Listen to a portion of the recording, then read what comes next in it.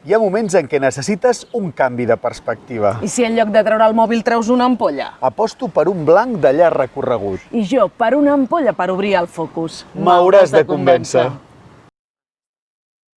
Porto una garnatxa blanca poderosa i àmplia. És fresc i voluminós per un sopar amb una posta de sol.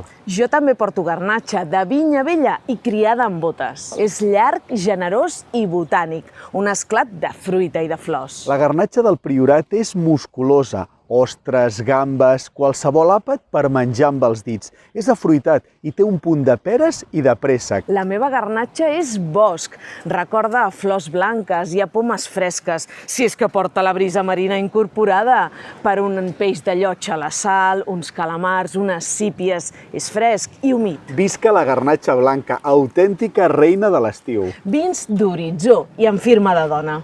Convençuts!